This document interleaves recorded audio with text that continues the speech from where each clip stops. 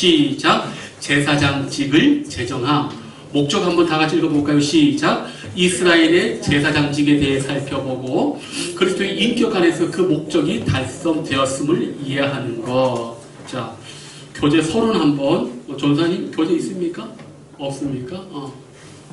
이름 아예 적어가지고 하나 챙기세요. 있어요. 31번 앞으로 큰 소리로 읽어주세요. 자, 23페이지.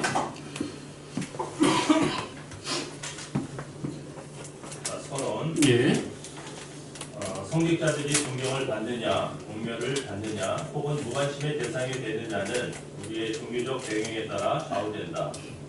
교회와의 관계나 교회 지도자들에게 부여하는 다양한 호칭들은 차지하더라도 우리는 공예배 시에 그들의 역할을 인식하고 있다.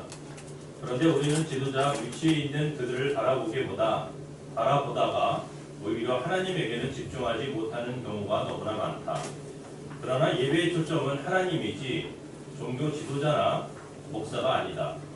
이스라엘의 제사장직을 향한 하나님의 계획은 그분의 거룩하심과 인간의 죄악성에 초점이 맞추어져 있다. 제사장들과 예배자들은 마찬가지로 그들의 죄에 대한 속죄가 필요했다. 이번 과는 예배에 대한 당신의 동기를 점검하는 데 도움이 될 것이다. 예, 이게 아주 참 중요하면서도 당연하지만은 참 이게 잘 안 돼요. 왜냐하면 구약 성경의 이스라엘의 이 유대교, 이 종교는 가장 겉으로 드러나 보이는 게 뭐냐면 제사 지내는 거 아니에요. 그게 예배거든. 그러니까 문제는 그 예배에 항상 이런 모습을 한 이 거룩한 제사장들이 항상 예배를 집전하고 주관하니까 사람들이 이 사람을 집중해 보는 거예요. 오늘날도 마찬가지예요. 카톨릭은 교황이 있잖아요.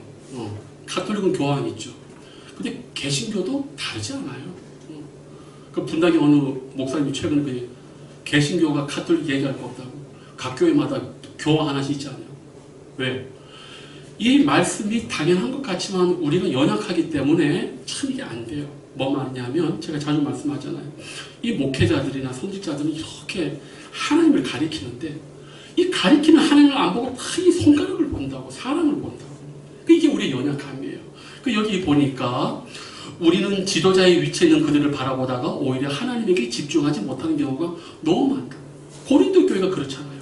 바울에게 속했다, 아볼로에게 속했다, 베드로에게 속했다. 그러니까 바울이 아볼로가 뭐고 바울이 뭐야, 아무것도 아니야. 나는 심었고 아볼로는 물 주었는데 정작 자라게 하시는 하나님이다. 우리는 아무것도 아니다. 근데 이게 잘 안 돼요. 우리가 예배를 드릴 때 언제나 지도자를 볼 때 그 지도자가 가르치는 하나님을 볼 줄 알아야 돼요. 아셨죠? 이게 신앙의 깊이 차이가 여기 있는 겁니다. 자, 근데 오늘은 이 제사장직을 좀 이렇게 봐야 되는데 이 제사장, 자, 우리 1번 한번 읽어볼게요. 제사장이라는 말을 들을 때 당신에게 제일 먼저 떠오르는 단어가 뭘까? 자, 제사장 하면 가장 먼저 떠오르는 게 어떤 게 있어요? 반주자님? 혹시 제사장 하면 꼭 정답을 얘기할 필요 없이 편안하게 얘기해 주셔야 돼요. 제사장. 아니, 우리 보근이 자매가 교회가 처음이라고 하는데 혹시 제사장이란 말 들어봤어요? 못 들어봤어요? 시킬까봐? 안 시킬게요. 제사장 하면은 혹시 어떤 생각들이 좀 드세요? 반주자님 생각나는 거 없어요? 이 그림도 딱 보고. 근데 이스라엘만 제사장인데 각각의 모든 종교에는 제사장이 있잖아요. 인디안들의 그 추장들, 영매들, 거기도 그런 개념이에요. 바알과 아세라 다 제사장이 있다고. 모든 종교에는 자기들이 말하는 제사장이 있어요. 근데 이게 무슨 의미입니까? 제사장 딱 하면. 고전적으로는 자신들이 믿는 신과 인간을 매개하는 중간 그거잖아요. 그러니까 거룩하지, 좀 다르지, 그죠? 그런 의미가 좀 있잖아요.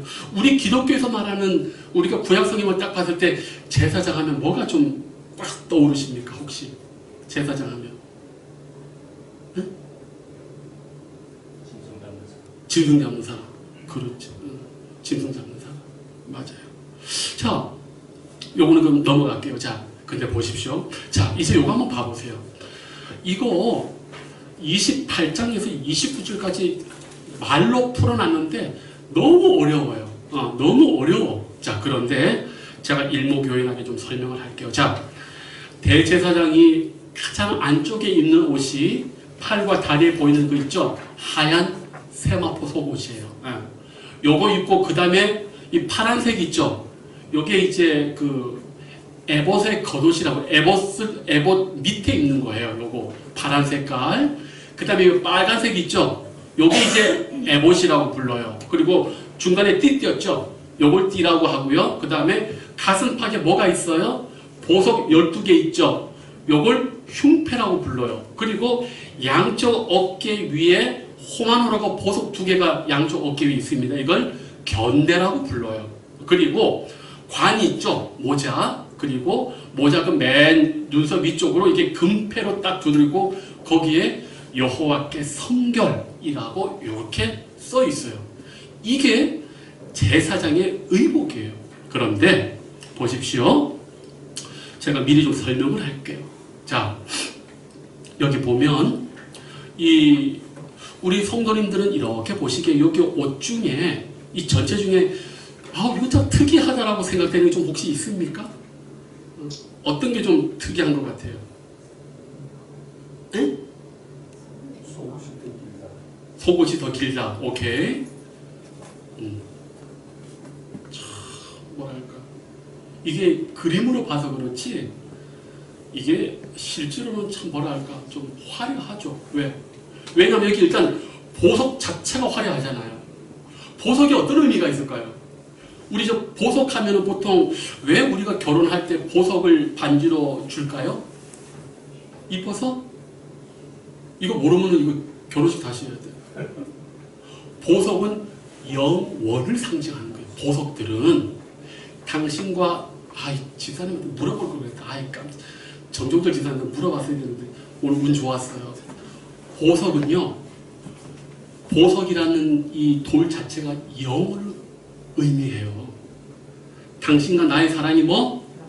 영원하다. 그러니까 이뻐서 줬다. 이건 아주 그 이해가 낮은 거예요.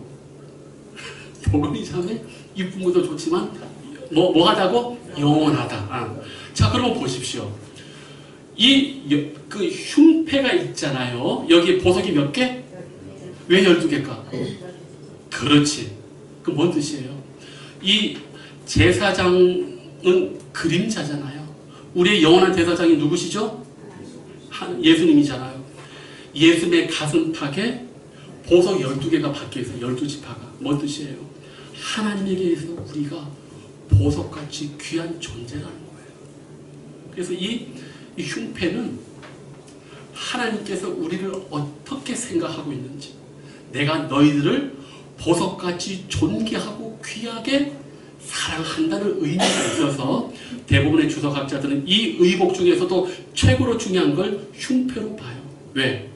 이스라엘의 12지파가 하나님 보시기에 견고하고 영원한 사랑의 대상이고 가슴이 쿵닥쿵닥 우리 하나님께서 뛰는 가장 이 가까운 자리에 이스라엘의 12지파 우리를 품었다고 했기 때문에 요 흉패를 사실은 그 주석학자들이 모든 의복이 중요하지만 이것이 가장 중요하다고 얘기를 합니다. 또 그리고 이 흉패 안에 뭐가 들어있는 줄 아십니까? 우림과 둠밈이 들어있어요. 우림과 둠밈 혹시 들어보셨습니까? 판결할 때, 제비 뽑을 때 우림과 제비 뽑는다고 하잖아요. 그 제비가 우림과 둠밈에서 뽑는 거예요. 그런데 성경에는 우림과 둠밈이 어떠한 모양, 어떠한 재질로 된 건 나와 있지가 않아. 아시겠어요? 그런데 학자들이 추측하기에는 왜? 구약과 신약에 보면은 흰돌, 검은돌 얘기가 나오거든. 그래서 아무래도 검은돌과 흰돌일 확률이 높을 거라고 봐요.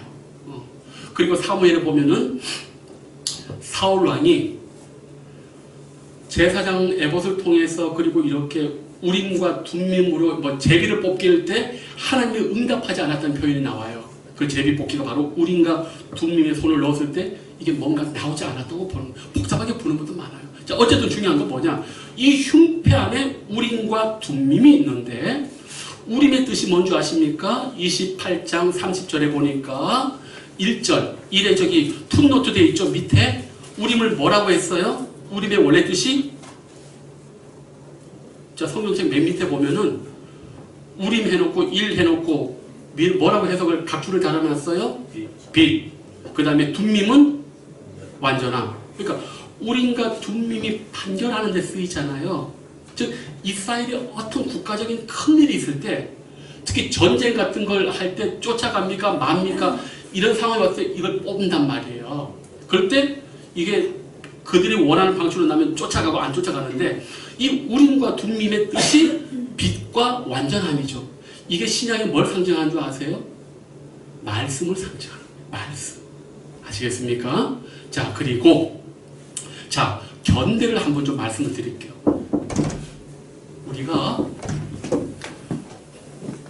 우리 한국적인 상황에서도 힘 좋다라고 얘기할 때 저 사람 뭐가 좋다고 해요? 어깨가 좋다고 해요. 힘센 사람들 있잖아요. 힘센 사람을 보통 우리가 떡대 이런 사람들 뭐라고 하면은 저 어깨라 많이 쓰죠. 사람 몸의 가장 강력한 힘의 상징을 어깨라고 봅니다. 자, 여기 이 견대 있잖아요.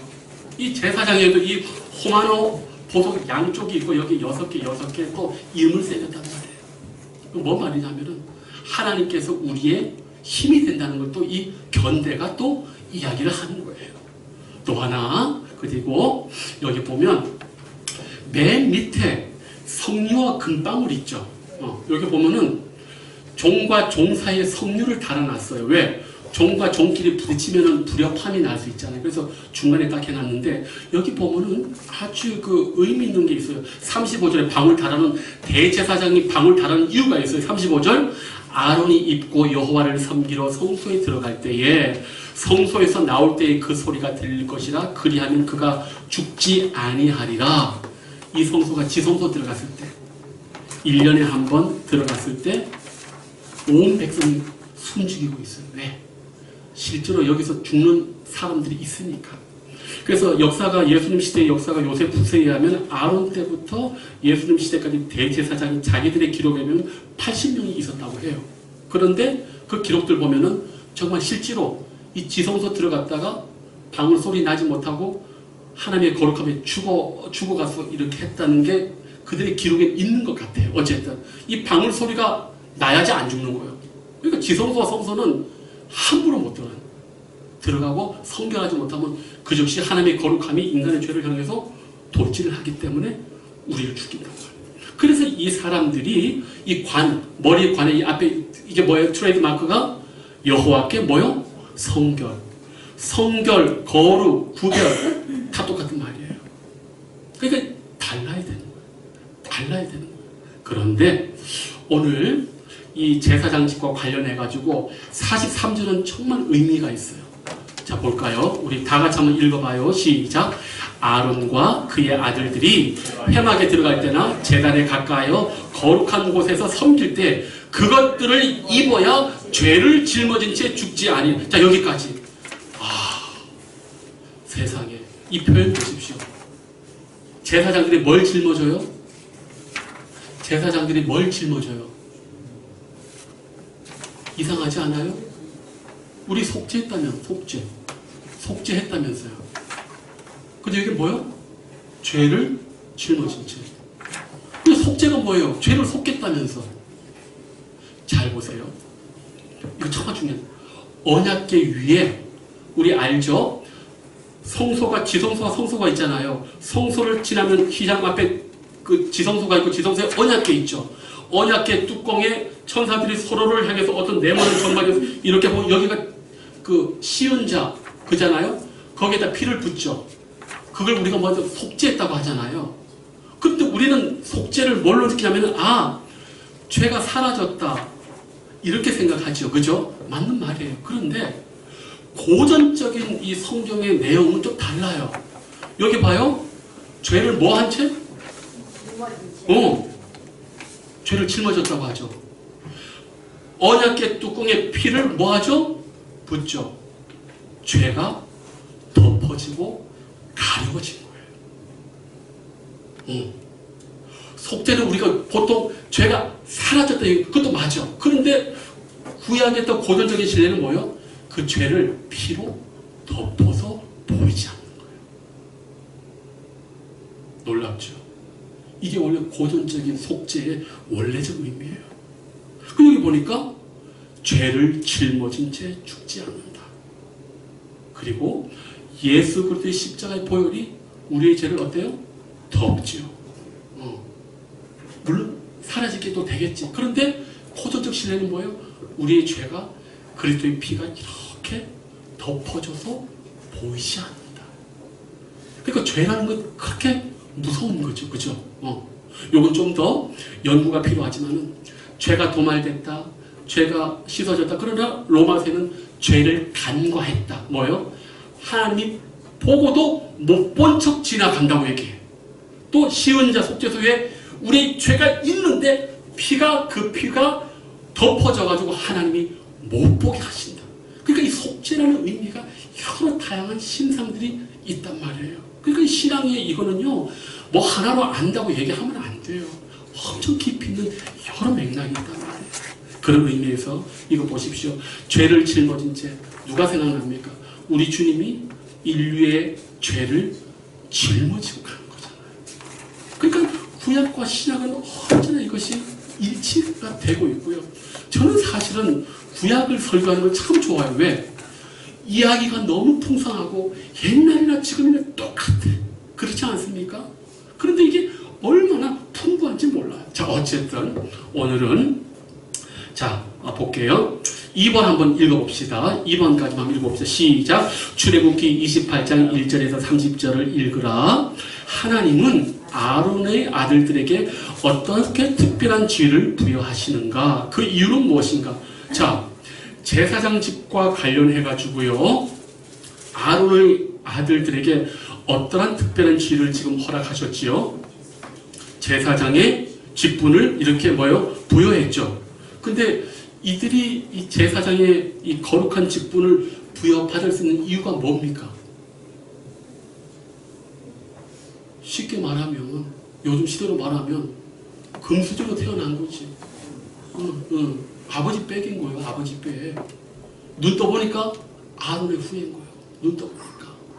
그런데 성경은요, 이걸 뭐라고 얘기한 줄 아십니까? 불렀다라고 표현하고 있어요. 아론의 아들들 제사장들을요, 선택했다라고 이렇게 얘기하지 않고 뒤에 이렇게 말씀을 이렇게 보면요, 불렀다라는 표현이 되게 많이 있어요. 우리도 로마서 보면은 불렀다라고, 내가 믿었다고 우리는 말을 하는데 성경은 그렇게 얘기 안 하고 아버지가 너희들을 불렀다라고 표현하거든요.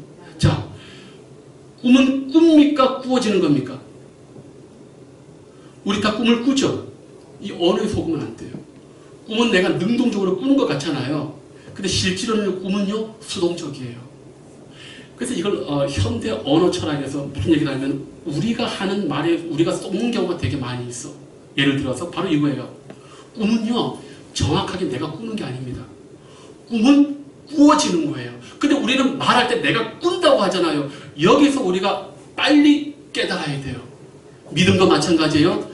말은 내가 믿는다고 하지만 성경은 아니라는 거예요. 믿음이 주어졌고 하나님이 우리를 불렀다고 얘기합니다. 그래서 믿음을 얘기할 때 by faith, by라는 동사는 수단과 도구고 주어지는 거예요. 내가 아닌 거예요. 이런 부분에서 여기 보니까 어떻게 특별한 지위를 부여하는가? 하나님이 그냥 처음부터 은혜로 자식 만든 거예요. 여기 지위를 하고 싶다고 되는 게 아니에요. 구원도 마찬가지예요. 하나님이 창세전부터 우리를 사랑하셨고 택하기로 작정한 거예요. 내가 엄마 아버지 뱃속에 있기도 전에. 이게 얼마나 놀랍습니까? 이게 은혜인 거예요. 그러면서 그 이유가 뭔가? 이유 없어요. 하나님의 사랑 그거밖에 없어요. 인간적인 어떤 선택의 여지가 없습니다. 이게 바로 이 대제사장직이 바로 그런 거예요. 이게 오늘날 구원받은 우리의 모습이기도 했죠. 하나만 더 하고 마칠게요. 3번 뒤에 한번 넘어가 볼게요. 하나님과 특별한 관계가 있는 사람으로 당신을 구별 지어주는 것은 무엇입니까? 자, 제사장들이 특별하게 백성들과 구별됐기 때문에 옷을 입는 거예요.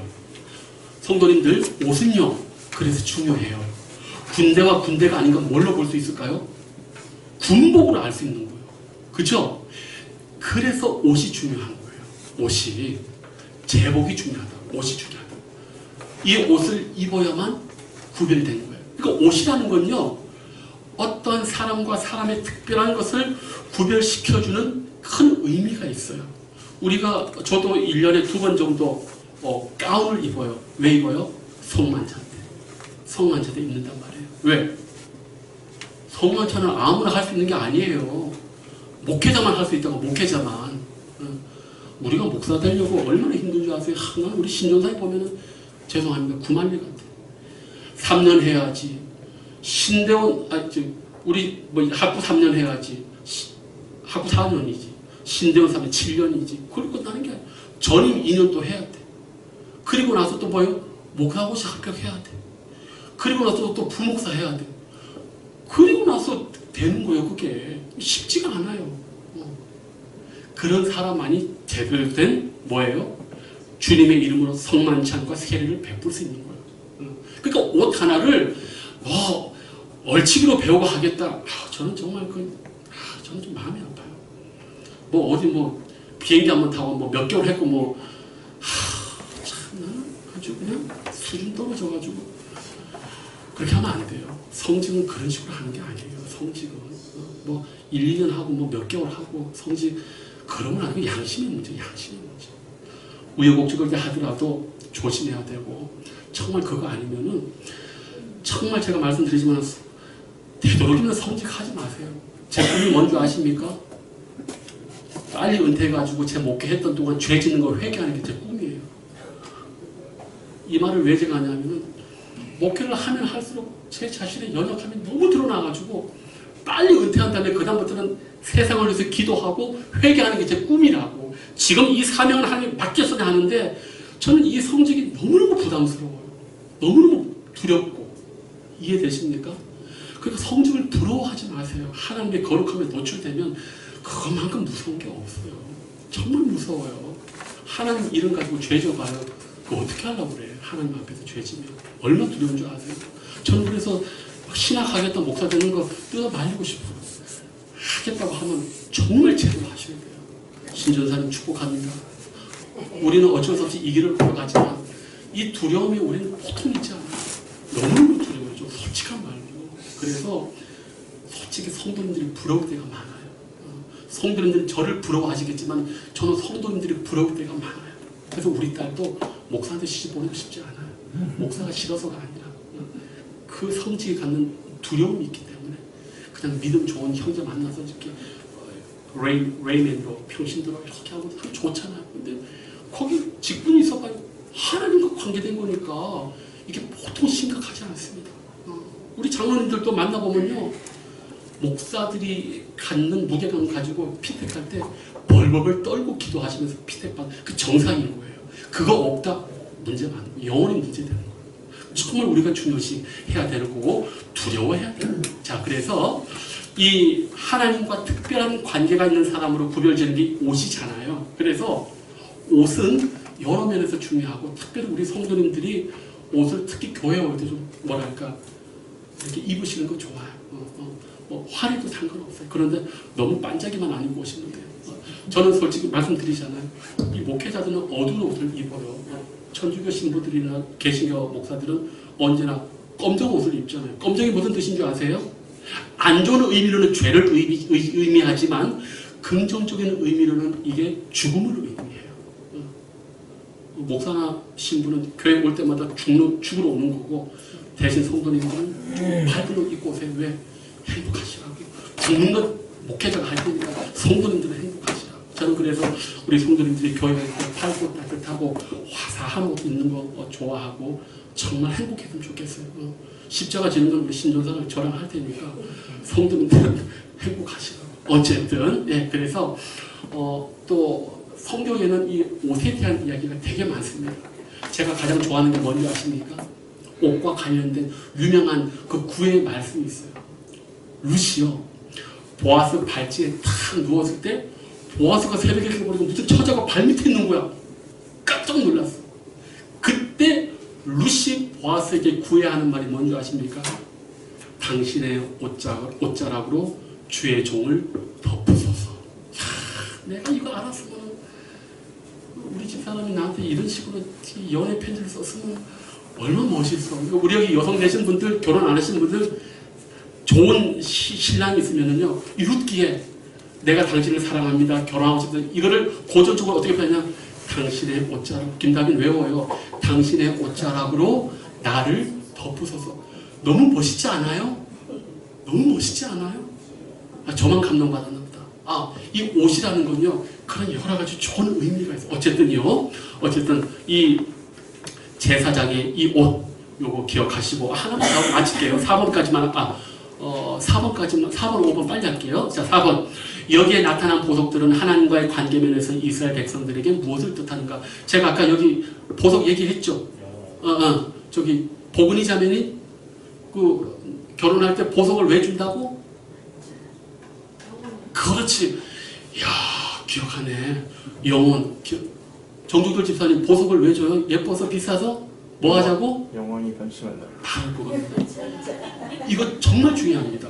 여기 있는 보석들이요, 다 그런 공통의 한 영원, 신성, 견고함, 아름다움이 다 포함된 게 이 보석인데, 이 12보석이 이스라엘의 12지파고, 이것이 누구의 심장에 있어요? 하나님의 심장에 가장 가까이 있다. 그러니까 우리가 그런 존재고, 이스라엘 백성들이 그렇게 죄를 많이 져도 하나님은 언제나 이 이스라엘 백성이요, 이 보석처럼 아름답고 귀한 존재로 보였다는 사실이에요. 자, 5번만 하고 마칠게요. 우리 5번 중요합니다. 다시 한번 읽어봅니다. 시작. 예수님은 하나님 앞에서 우리를 위하여 계속 간구하시는 분이시다. 이 사실은 당신의 자상과 관련하여 어떤 의미가 있는가? 자, 우리가 이것만 봤을 때는 화려하다 했는데, 짐승 잡아 죽인다고 했는데, 이 교재의 저자는 예수님은 하나님 앞에서 우리를 위하여 계속 간구하시는 대제사장을 이야기하는데, 그 중에서도 뭘 한다고요? 계속 간구한다. 중요합니다.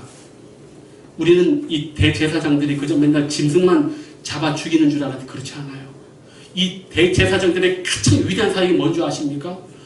죄의 책을 짊어진 죄. 그 죄를 가지고 하나님 앞에 백성들을 중간에서 중보하는 역할을 대제사장과 제사장들이 했어요.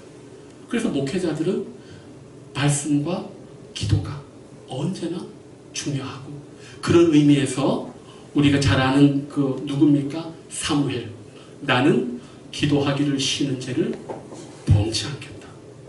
그러니까 하나님 교회의 중직자들은 기도하셔야 돼요. 왜 교회의 대표라고 세웠는데요? 기도하라고 세워진 거예요. 모든 예배의 자리에서 연약한 성도와 교회를 위해서 기도해 달라고. 그래서 다른 거 없습니다.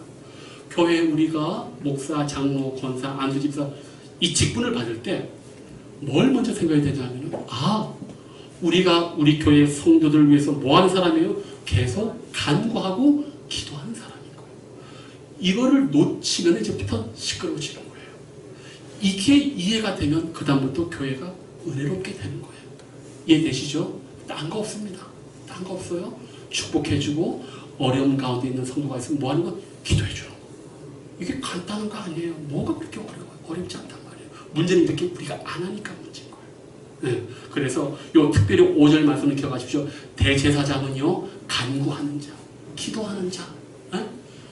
바로 오늘 우리가 개신교 아닙니까? 마르틴 루터가 개신교를 분리할 때 가장 큰 게 뭐냐? 만인 제사장. 우리 모두가 하나님 앞에 대제사장이다. 이게 남의 얘기가 아닙니다. 우리 각자의 이야기예요. 제사장이 하는 일 많죠. 거룩한 옷 입고 폼나죠. 좋죠. 짐승 죽이죠. 좋죠. 그러나 가장 중요한 게 뭐예요? 죄책을 짊어지고 백성들의 죄를 가지고 하나님 앞에 간구하고 중보하는 것. 이게 우리가 오늘 이 대제사장의 모습, 옷을 통해서 배울 수 있는 영적 교훈입니다. 그래서 우리가 올 한 해 톡도 서로를 위해서 많이 기도해 줄 수 있고 격려해 줄 수 있는 그런 한 해 성령 되시길 주님의 이름으로 축복합니다. 기도하겠습니다. 아버지 감사합니다.